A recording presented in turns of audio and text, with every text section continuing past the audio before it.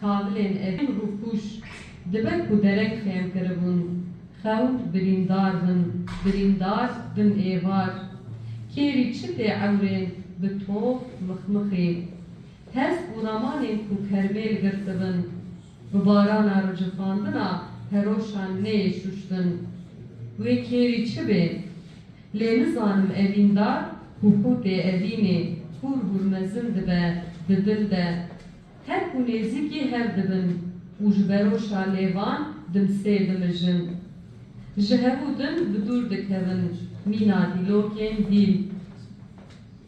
Ceng di nava pengava dûkela evînan de çaak wij û moran dem bihêlt moristan pelixî di binê lingan de.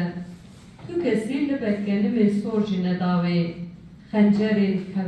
xencerên qevzêr û kalanzîv. Ji bo şer û pevçûnan hatin kişandin du dilên givaştê. Di kozikên xwe de xwetelandin. Şahiyên birnî ve şêrin ji cengebazên evînê ku bêhna tenîtiyê bifûre ji movika payîzê. Evîn piçekî ceng e di dîroka dil de. Dilînên min ên har û barûte. Ji qesta bêmertal diçin cenga evînê. Dîne evîn pirên jiyana xwe yên herî bedew bi destên xwe dişewitîne. Kel û kêf dibe kef û difûre ji destan. Hêvî dibin tûtika gêş di rojên bihurî de dibin zîzok. Evîndar dêliyên serpêhatiyên xwe mîna pêlîstokekê ji destên hev direvînin. Ne ji şer dibin ne jî ji şeravê. Sînor di her dawiya cengê de sînor tên xêzkirin, dêlî tê parîkirin û wekî din bîranînên rewrek. Destên êvarên xwe hinde dike evîn. Bi xwîna beranên dilînên serjêkirî.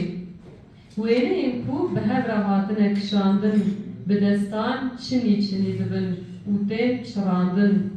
Lê carekê di neynika bîbikên çavên şil de xwe ditelînin wêneyên kevin. Êvar dibin ger û lal. Bi cil û bergên nipûnû xwe dixapînin. Laş û mêjiyên ji hevketê. Felat tuneyê ji destên xencera qevzêr dibe ecacok û te digire nava rifê xwe. Dibe zîzok û digildire di nava xwîna te de. Xwîneke şêrîn diherike ji şerê evînê. Bîranîn di kozika xwe de tevzînî de. Bîranîn di kozika xwe de tevzîne. Nîvmirî û sistofisto bilezîne. Bi qasî çengek şekil min bêriya şerê te kiriye şer şêrînê. Ev jî helbesta cengevîn ji